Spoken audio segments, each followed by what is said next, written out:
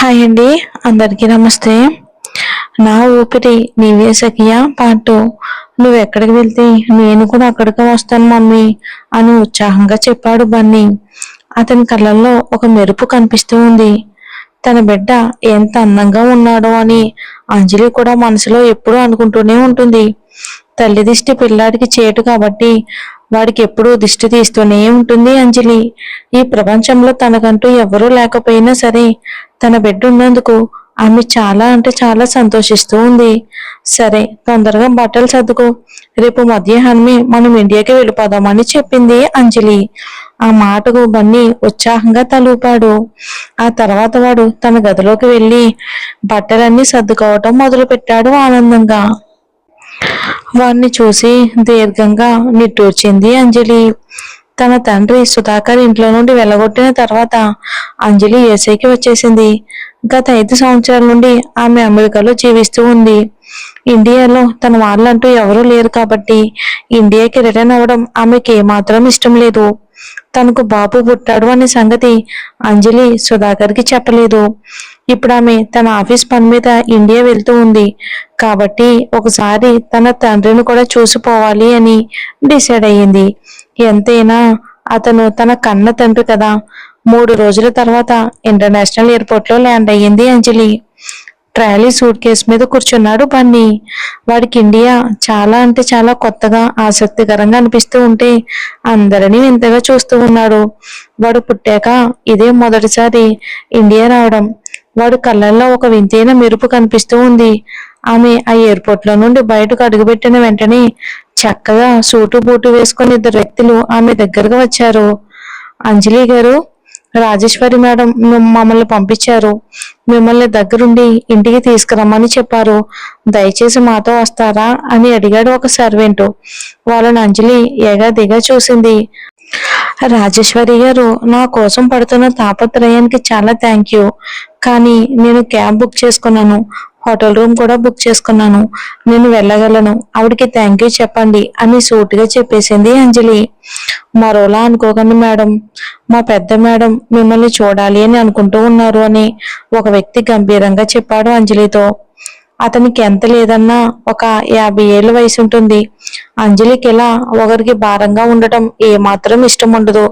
ముఖ్యంగా రాజేశ్వరి దేవి లాంటి ధనవంతుల సహాయం తీసుకోవటం ఆమెకి ఏమాత్రం నచ్చదు. ఆత్మాభిమానం కలిగిన అమ్మాయి కదా మరి. రాజేశ్వరి దేవి గారి మనవన్ని కాపాడడం మా అమ్మ కర్తవ్యం. ఇందులో రుణాలు తీర్చుకోవటం అంటూ ఏమీ లేదు.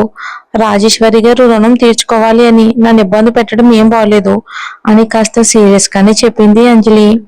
ఆ తర్వాత ఆ 2 వ్యక్తులను పట్టించుకోకుండా ఆమె ముందుకు వెళ్ళిపోయింది. వెంటనే వారిలో ఉన్న ఒక వ్యక్తి రాజేశ్వరి దేవికి ఫోన్ చేశాడు. మేడం, ఎంత చెప్తున్నా సరే అంజలి గారు వినడం లేదు. మాతో పాటు రావడానికి ఏమాత్రం ఇష్టపడడం లేదు అని చెప్పాడు ఆ సర్వెంట్. ఎయిర్పోర్ట్ బయట 3 రోల్స్ రాయ్స్ కార్లు పార్క్ చేసి ఉన్నాయి. ఓ కారులో కూర్చున్న ఒక అందమైన వ్యక్తి అప్పుడే ఫోన్ మాట్లాడి తన మొబైల్ పక్కన పెట్టాడు. అంతలో అతని చూపు ఎయిర్పోర్ట్ నుండి బయటకు వస్తున్న ఒక అమ్మాయి మీద పడింది. లేత గులాబీ రంగు చీర కట్టుకుని ఆ అందమైన అమ్మాయి నడుస్తూ వెళుతూ ఉంటే రవివర్మ గీసిన చిత్రం ప్రాణం పోసుకుందేమోనని ఎవరికైనా అనిపించక మానదు. ఆ అమ్మాయి ముఖం చక్కటి కళతో నిండి ఉంది. తీరైన కనుబొమ్మలు, పెద్ద పెద్ద నల్లటి కళ్ళు, ఎత్తైన ఎద సంపద, నిండు కుండలాంటి వంపు సొంపులతో ఆమె అక్కడ ఉన్న వారందరి దృష్టిని ఆకర్షిస్తూ ఉంది. ఆ అమ్మాయిని కారులో ఉన్న వ్యక్తి కూడా తదేకంగా చూస్తూ ఉన్నాడు. అతను మరెవరో కాదు, ఆర్య సుకుమార్. అంతలో ఆమె ముందున్న సూట్ కేసు పైన కూర్చున్న చిన్నబాబు మీద అతని దృష్టి పడింది. అంజలికి పెళ్ళయిందా? బాబు కూడా ఉన్నాడా? అయితే నానమ్మ కోసం తనను పెళ్లి చేసుకోవాల్సిన అవసరం లేదు అని మనసులోనే అనుకున్నాడు ఆర్య. అంతలో అంజలి ఒక టాక్సీని బుక్ చేసుకుని తన కొడుకుని తీసుకుని వెళ్ళిపోయింది. ఆ తర్వాత ఆర్య కూడా అక్కడి నుండి వెళ్ళిపోయాడు. అంతలో అతనికి కావేరి నుండి ఫోన్ వచ్చింది. హలో కావేరి అని విష్ చేశాడు ఆర్య. నువ్వు నన్ను కలుసుకోవటానికి ఎప్పుడు వస్తున్నావు ఆర్య? నీకోసం నేను 1000 కళ్ళతో ఎదురు చూస్తూ ఉన్నాను అని ఓవర్ యాక్షన్ చేస్తూ చెప్పింది కావేరి. నేను కొద్దిగా బిజీగా ఉన్నాను, ఫ్రీ అయ్యాక నేను కలుసుకోవడానికి వస్తాను అని చెప్పాడు ఆర్య. నిజంగానా? ప్రామిస్ అని గారాలు పోతూ అడిగింది కావేరి. ఎస్, వస్తానన్నాను కదా, వస్తాను అని చెప్పాడు ఆర్య. అతనికి కావేరి ప్రవర్తన కోళ్లు మండిపోతూ ఉన్నప్పటికీ కూడా తన కోపాన్ని కంట్రోల్ చేసుకుంటూ ఉన్నాడు. ఇలాంటి ఓవరాక్షన్ చేసే అమ్మాయిలంటే అతనికి అసలు ఏమాత్రం ఇష్టం లేదు. కానీ తన వల్ల 5 సంవత్సరాల క్రితం తప్పు జరిగిపోయింది కాబట్టి ఆ తప్పు సరిదిద్దుకోవటానికి అతను సహనాన్ని పాటిస్తూ ఉన్నాడు. మరోవైపు సుకుమార్ ఫ్యామిలీ బంగ్లాలో ఒక ముసలావిడ టీ తాగుతూ ఉంది. ఆవిడే ఆ కుటుంబానికి పెద్ద దిక్కు, రాజేశ్వరి దేవి. అంటే రాజేశ్వరి మనవన్ని కాపాడింది అంజలి వాళ్ళమ్మ. సో అందుకే తనని ఇంటికి తీసుకురావడానికని వాళ్ళ సెక్యూరిటీ వాళ్ళు వచ్చారన్నమాట. ఇది మీకు అర్థమైంది కదండి. తన ఎదురుగా ఉన్న సర్వెంట్స్ ని సీరియస్ గా చూస్తూ, ఏంటి, అంజలికి పెళ్ళయిందా? బాబు కూడా ఉన్నాడా అని కంగారుగా అడిగింది. ఎంత ఇన్వెస్టిగేషన్ చేసినా సరే అంజలి హస్బెండ్ ఎవరో ఇంకా తెలియలేదు. కనీసం మా బాబుని చూడటానికి కూడా అతను రాలేదు. కాబట్టి ఆమెకు విడాకులు అయ్యాయేమోనని మా అభిప్రాయం మేడం అని చెప్పాడు ఆ సర్వెంట్.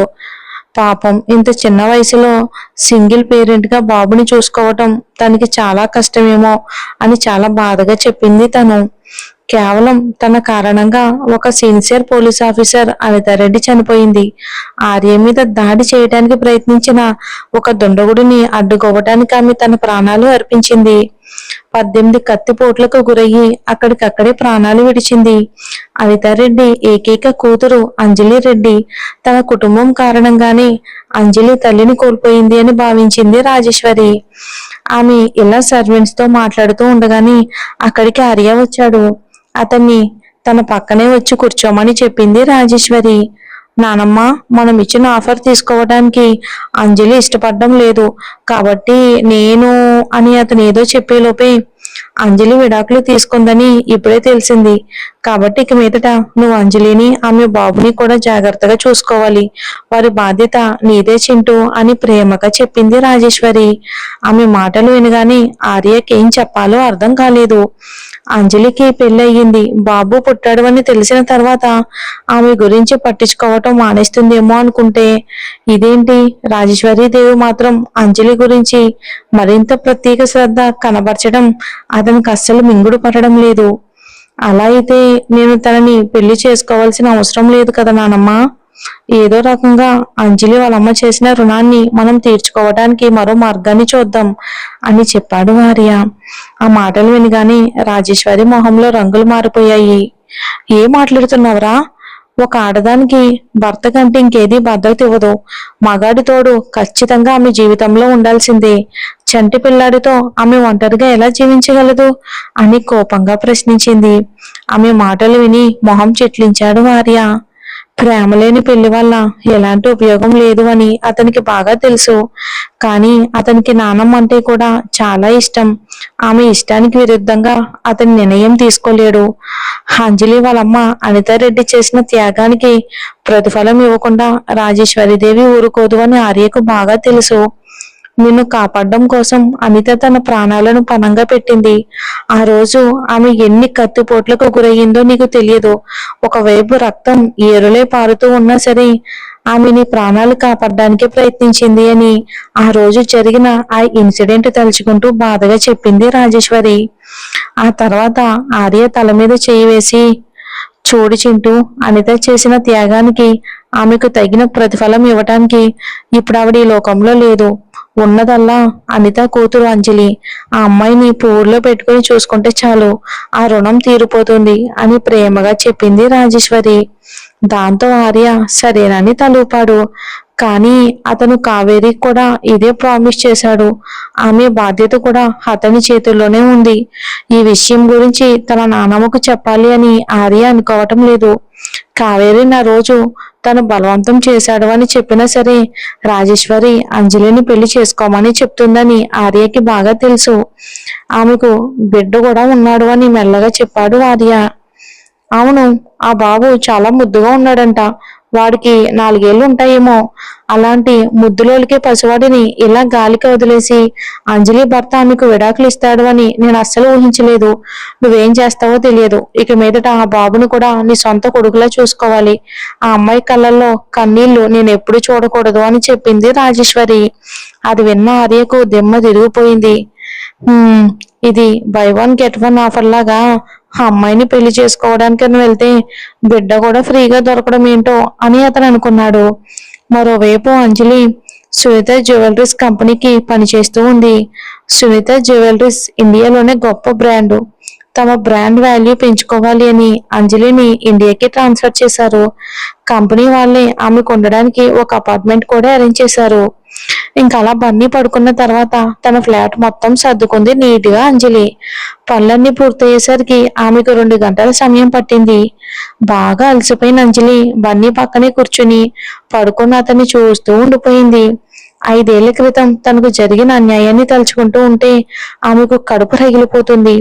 తన బెస్ట్ ఫ్రెండ్ అనుకున్న కావేరి చేసిన మోసం, తన సొంత తండ్రి తన బాధను అర్థం చేసుకోకుండా ఇంట్లో నుండి వెళ్ళగొట్టడం ఆమెకి ఇప్పటికీ కూడా మర్చిపోలేకపోతూ ఉంది.